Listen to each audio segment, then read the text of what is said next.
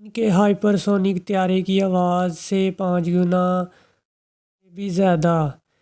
ان نے ایک ہائپرسونک طیارے کا ڈیزائن پیش کیا ہے جس کے بارے میں کہا جا رہا ہے کہ آواز سے 5 گنا بھی زیادہ رفتار سے اڑ سکتا ہے۔ بیجنگ سے نئی دلی کے ہوائی سفر میں ابھی تقریباً 8 گھنٹے لگتے ہیں، لیکن چین اس فاصلے کو بہت کم وقت میں طے کرنے کے لیے ایک پروجیکٹ پر کام کر رہا ہے۔ چین نے ایک ہائپرسونک طیارے کا ڈیزائن پیش کیا۔ اس کا کہنا ہے کہ یہ ایک بڑا قدم ہے۔ اس کی تیز رفتار پر کوئی شک نہیں ہے اور یہ عین ممکن ہے کہ بیجنگ سے نئی دلی کے سفر میں اتنا ہی وقت لگے جتنا اسلام آباد سے لاہور جانے میں لگتا ہے، یعنی نصف گھنٹے کے قریب۔ ہائپرسونک پروازوں کے متعلق تحقیق نہیں ہے، لیکن عام طور پر اس کے سے پشت فوجی ضرورتیں ہوتی ہیں جہاں پیسہ زیادہ اور دباؤ کم ہوتا ہے۔ کوئی مسافر بردار طیارہ آواز کی رفتار سے 5 گنا تیزی سے پرواز سکتا ہے اور 2 گھنٹوں میں بحر الکاہل کا چکر لگا کر لوٹ سکتا ہے۔ فرانس اور برطانیہ کے تعاون سے تیار کیے جانے والا سپرسونک طیارہ کارڈ نے 2003 میں اپنی آخری پرواز مکمل کی تھی۔ اس کے بعد تجارتی طور پر اس کا کوئی متبادل نہیں آیا۔ تیز تر اور تیز ترین سپرسونک طیاروں کی رفتار کی پیمائش کا پیمانہ عام طور پر آواز کی رفتار کے برابر یا ماخ 1 رکھا جاتا ہے، جو تقریباً 1235 کلومیٹر فی گھنٹہ ہے۔ سب سونک یہ رفتار آواز کی رفتار سے کم ہے اور عام مسافر بردار طیاروں کی رفتار ہے۔ سپر سونک یہ رفتار ماخ 1 سے ماخ 5 آواز کی رفتار سے 5 گنا ہوتی ہے۔ جس کے کنکورڈ طیارے جو سن 1976 سے 2003 تک یورپ اور امریکہ کے درمیان پرواز کیا کرتے تھے۔ ہائپرسونک وہ رفتار جو ماخ 5 سے زیادہ ہو۔ فی الحال بعض طیاروں پر اس کا تجربہ جاری ہے۔ چین کی توجہ فی الحال اسی قسم کے ہائپرسونک طیارے ہیں۔ چینی سائنس کی ایک ٹیم اس پر کام کر رہی ہے۔ تحقیقاتی ٹیم کے سامنے اس وقت 2 چیلنجز ہیں، پہلے اس کی ایرو ڈائنامکس اور دوسرا اس کا انجن، اور انجن بڑا چیلنج ہے۔ ناسا کا بغیر انسان والا X-43 سے ہائپرسونک ریسرچ طیارہ فی الحال سب سے تیز رفتار طیارہ ہے۔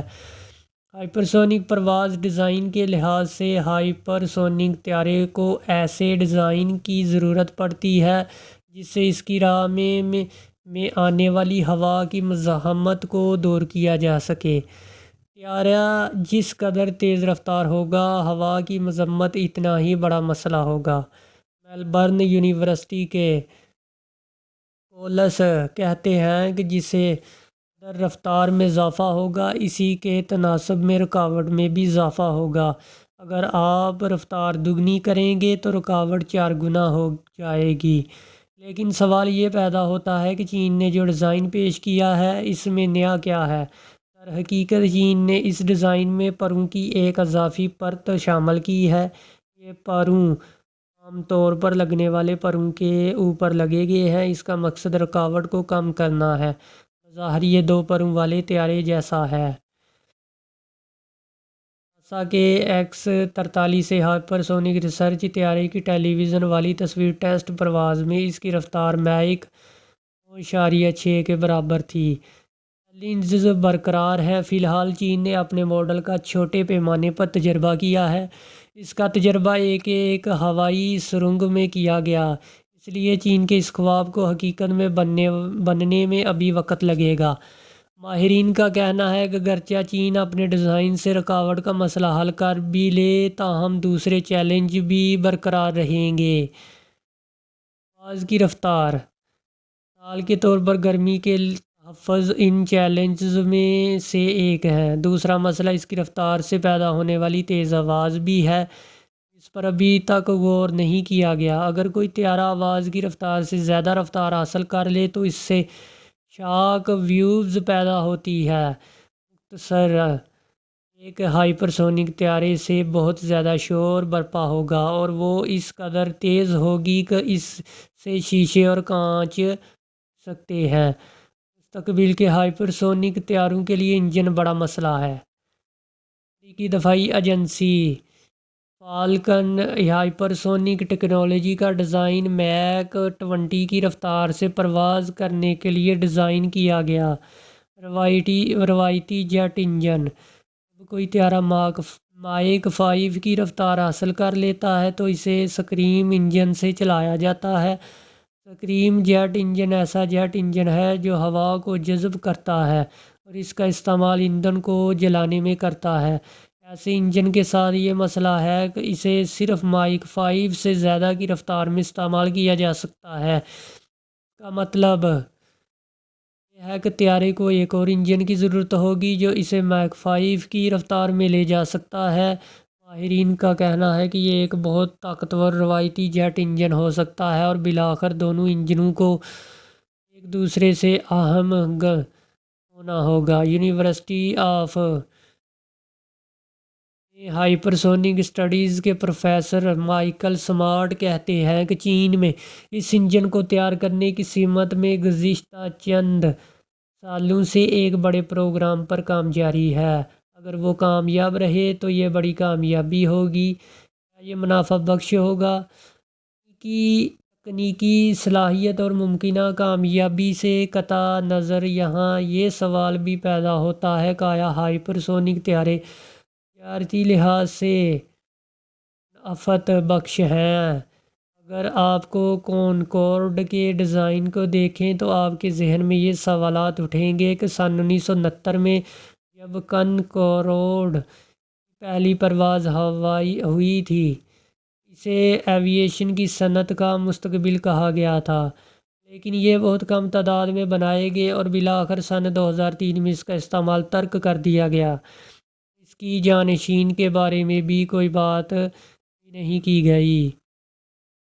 مزید 15 سے 20 سال لگیں گے۔ ہائپرسونک پروازوں کی راہ میں ابھی مزید چیلنجز ہیں۔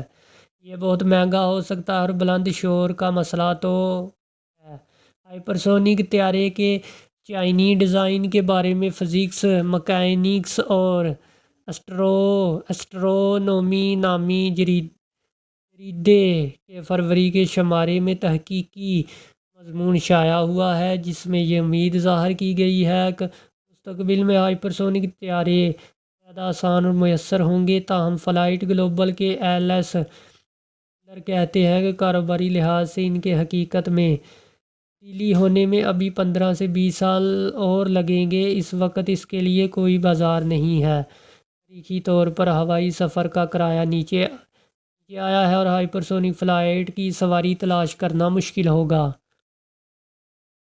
فوجی مقابلہ چین کی میڈیا رپورٹوں کہا گیا کہ ہائپرسونک طیارے کے منصوبوں سے منسلک سائنسدان فوجی منصوبوں پر کام کر رہے ہیں۔ ان ہائپرسونک طیاروں کے حوصلہ مند منصوبے پس پشت ان کے فوجی ارادے بھی کارآمد ہیں۔ ایسے میں ہوائی نگرانی کے اس پہلو کے بارے میں غور کیا جا سکتا ہے جس میں ایسے ہائپرسونک طیاروں کو فوراً تعینات کیا جا سکے اور اس کا انٹرسیپٹ کیا جانا انتہائی مشکل ہو۔